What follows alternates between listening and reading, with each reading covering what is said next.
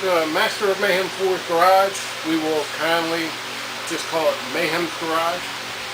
This is my 68 Mustang, as you saw in the trailer. Working on removing the front suspension today. Now, a lot of people would ask about the door jamb supports that I've installed, which you all can see up there. Okay. Sorry, this is my first time doing something like this, so I have no idea. There goes Jaeger. So the door jamb supports are basically because of the rust issue that you saw in the video previously. We don't want to take a chance on this car drooping over and just kind of falling itself in half, you know? So that will help support its capabilities of staying straight, level, and true to its original structure. Once we get all this removed, I've built a cart that I'm going to set the body on so I can roll it around and clear up the lift for other work. But the other purpose is so that I can roll it outside, wet blast all the paint and rust and everything off of it, and get it ready to go. This is an 18 plus channel. As everybody knows, when you're working on cars and things of that sort, stuff will happen and bad words will be said, and as you saw in the trailer, shit happens in Mayhem's garage. Okay? That one that was upside down on the floor that broke off the rotisserie was a donor body that I was cleaning up and inspecting and getting ready to take parts off of for this. It damaged a quarter panel on the right rear that was basically new. They put it on, but it hadn't even been painted yet, and it got crushed. So, let us get started. Okay.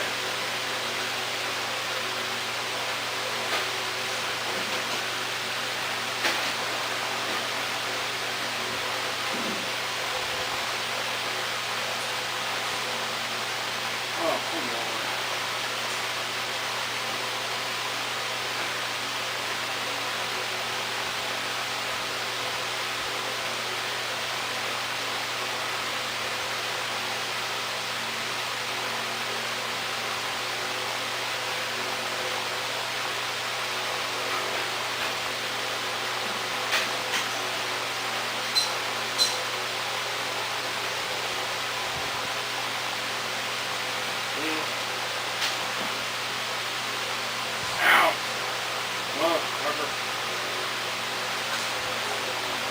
Always watch your head when working under a lift, otherwise you do what I just did.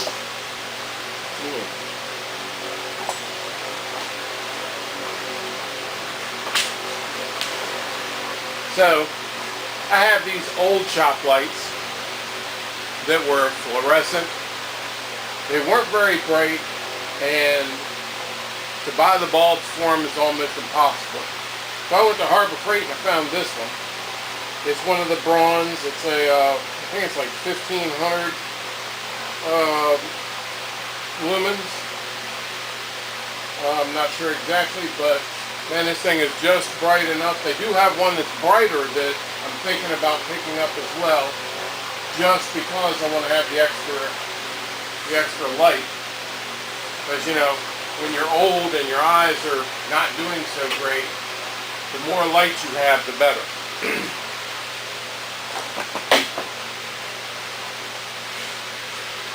Now, there will be garage noises such as air tools and grinding and things of that sort. So bear with me. I will try to fast forward through as much of that as possible in these videos, but I can't guarantee anything.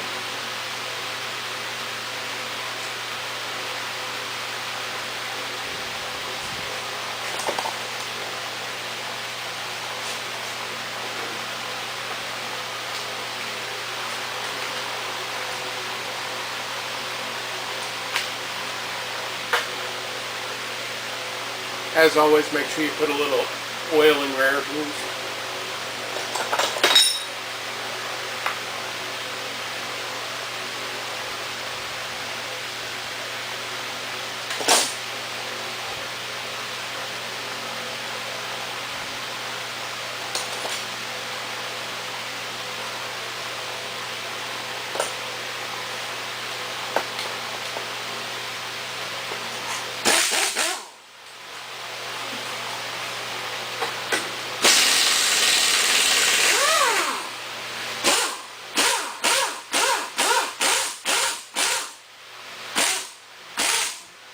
Oh, come on.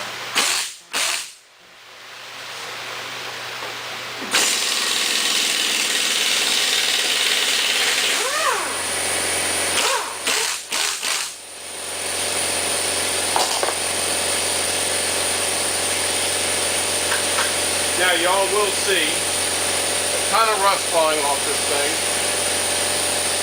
The other day when I removed this stabilizer bar, I must have swept up 2 pounds of rust off the floor. So, yeah, car's losing weight by the minute.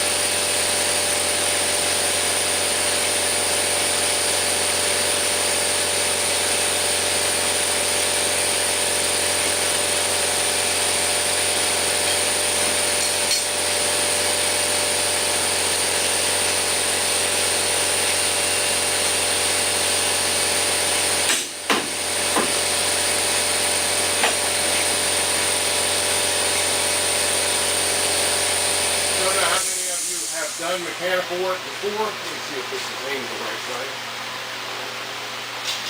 There we go. But you know, sometimes you can't get an extension on the end of your wrench. So hook it in like so, being careful not to let it slip.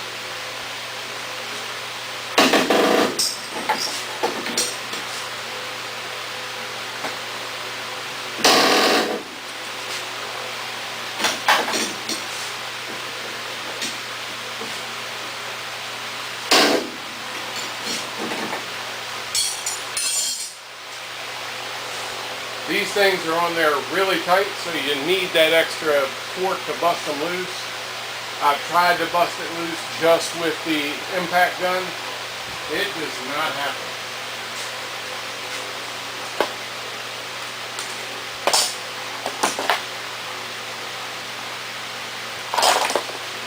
Now I know a bunch of you are going to say, oh no, not the vice grips.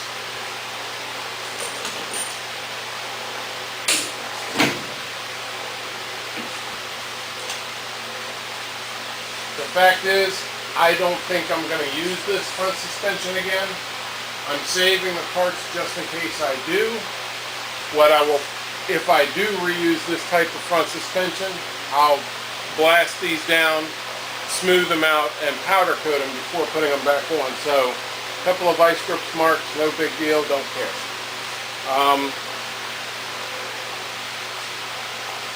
Now the brake lines are original 1968. So they are rusted, and I know they're not going to come off real easy. So I'm not going to try.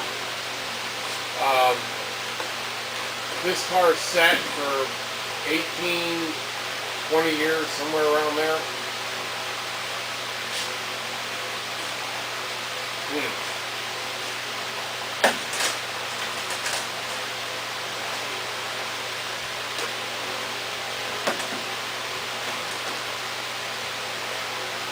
So, it does not behoove me to fight with this thing for all that extra time and waste time trying to put it together.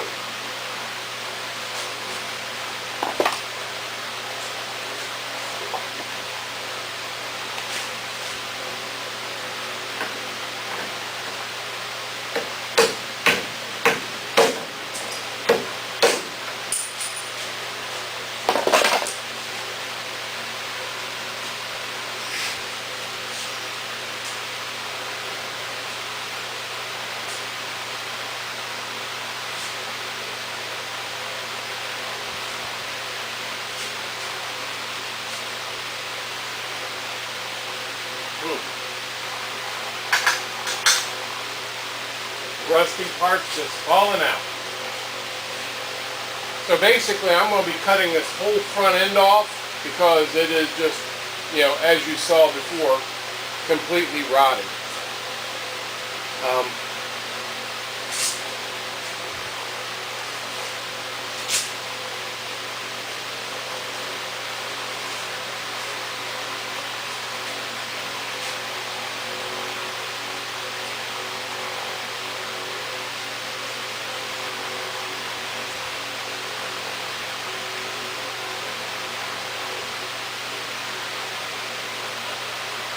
We'll shoot a video that I can add in later. Now, as you can see, all that stuff is just rotted real bad. And I know I'm going to hear it in the comments. Just junk that thing. But as I've said before, this car has been my toy since I was 16. I'll be 59 in August. So that gives you an idea. I really want to get this car back to where I can drive it on the street, have a little fun with it before I kick the button. The bucket button. Oh, whatever. Add in later. Now, as you can see, all that stuff is just rotted real bad. And I know I'm going to hear it in the comments. Just junk that thing. But as I've said before, this car has been... I think I need more to drink. Or some to drink. I haven't had anything to drink yet. But with this project, it will be a necessity. Now, where is my 1 inch? That's 1 1/8. 1 inch.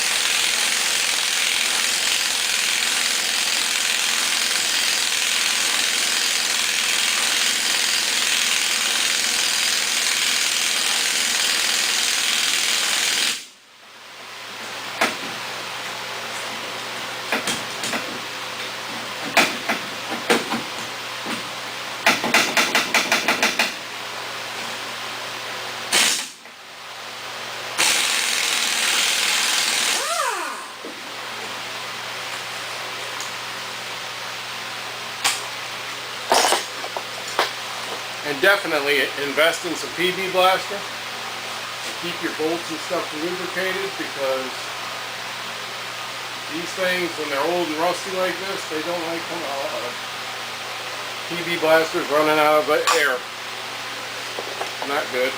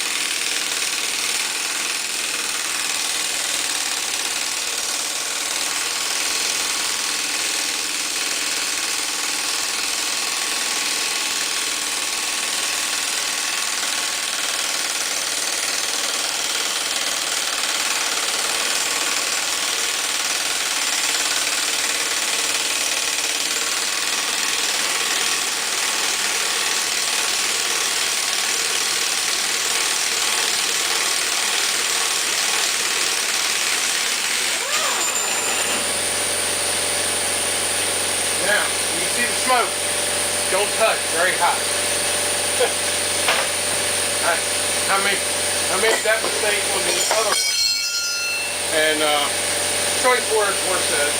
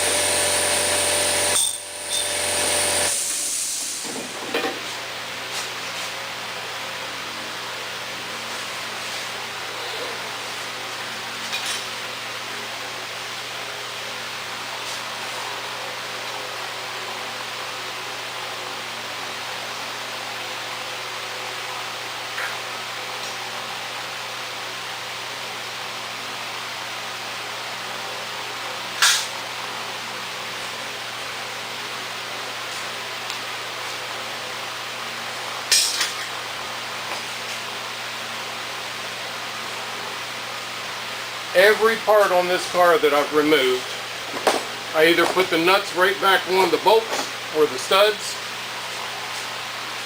and then put it on the shelf.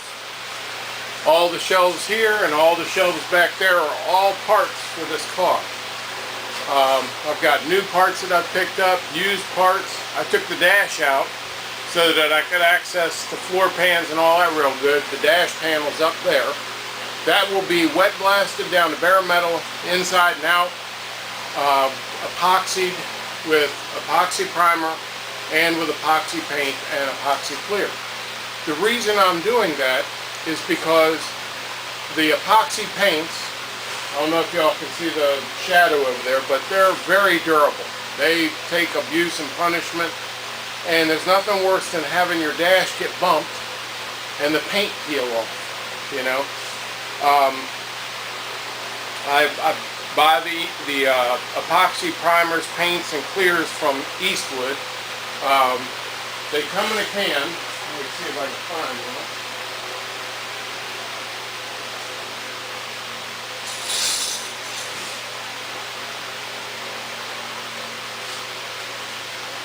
They come in a can like this. It is a two-part primer, paint, epoxy, whichever.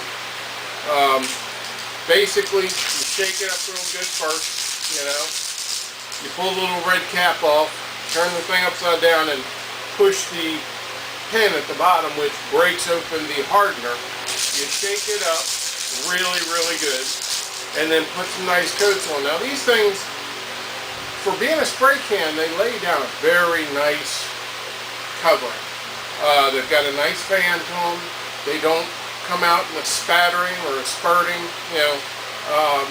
The paint that's on my shadow is just as shiny and clear as a factory paint, if not better. Put this back so I don't forget about it.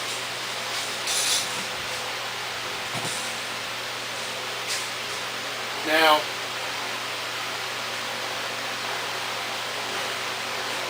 one thing I've got to say that, and I'm going to stress this over and over and over again, you will notice that I prime and paint everything. When I go to put it back together, if I have drilled and welded, it will be primed, painted, and sealed. Because primer, spray on a little primer, weld it together, don't put any paint on that primer, you've just created a rust hazard. What people don't realize that are doing this for the first time is primer is an adhesion, enabler, okay? It helps to suck the paint into the metal and make it stick better. If you don't put paint on it to seal that primer, it will suck in moisture next to the metal and cause the metal to start rusting. So, always cover your primer with paint. Now, when I go to weld these seams together, and there's an overlap like most of these cars have, and I put the little spot welds in, that will be primed first. But once I'm done, I will find a way, either by using a pre-mixed paint and a syringe and squirting it down in that groove to fill it with paint to seal it, or I'll spray in there if I can. But I will find a way to get as much coverage of paint on that primer as I can to prevent future rusting and bubbling. So, do what y'all want to do, but that's my personal preference, and I don't feel like redoing anything. Okay, so, with that being said, now we need to cut loose this brake line. And like I said, I am not killing myself.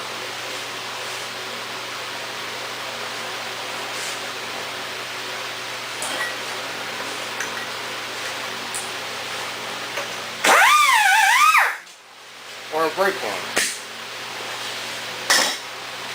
Especially one that I plan on replacing anyway, because if I'm going to do this car, as you can see, this car has disc brakes on it. Didn't come with the disc brakes factory. The entire suspension on this car right now is off a 1983 or 84 Granada, which came with the 5-lug disc brakes. Everything bolted in, lower control arm, upper control arm, everything matched up and bolted in just fine. The problem is that it's 1 inch wider in stance than factory original. So, to make the wheels sit the proper way, you would want to get an offset so that they sit in further and they're not as deep dish on the outside. Well, that's fine for the front, I don't mind that. But when I go to do the rear this time, instead of leaving it the 1 inch wide and having a screwed up looking setup, I'm going to go ahead and have it narrowed. I'm going to mini tub this car so that I can put some wider tires in the rear, because if y'all have ever driven a Mustang, or most of the old cars back in those days, they don't like to grab traction too well. They do like to spin. And with the 5-speed that I had in here, I would smoke first through third gear, and it would finally grab around fourth. Which, you know, if you're drag racing, that's not good. So slicks, you know, did the best they could. Alright, so, starting there.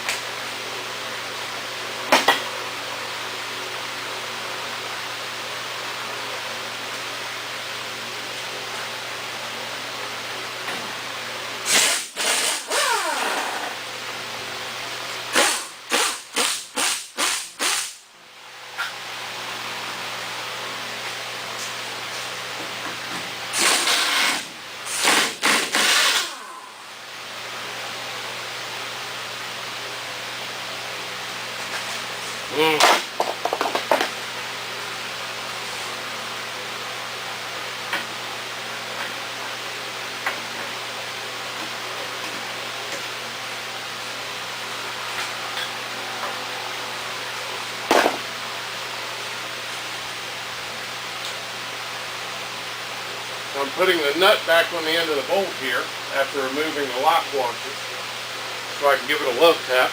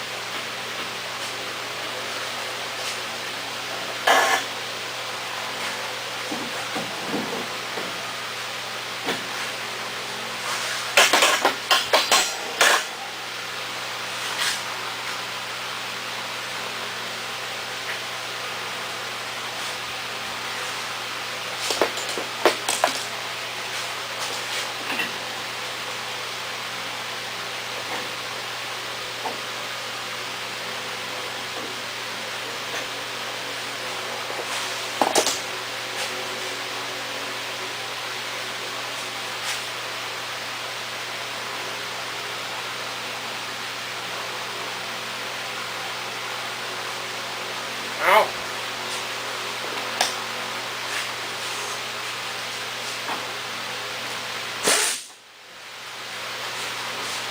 Have I said before, make sure you watch your head while we're working on it. Damn. Alright, so now we've got to bust loose the sway bar. Anti-sway bar, I should say.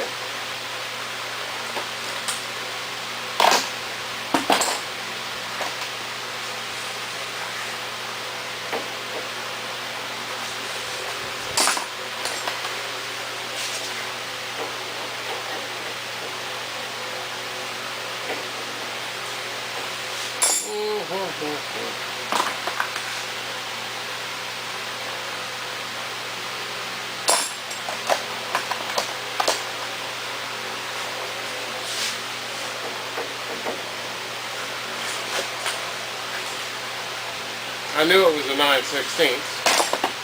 I just couldn't see it on my wrench. Now, where's my wrench?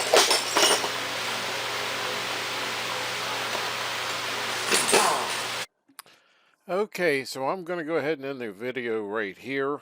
I will put another episode up soon. Please like, follow, subscribe, hit the notification button. Make sure you leave comments and ask any questions you like. And we shall see you next time on Mayhem's Garage. Have a great one.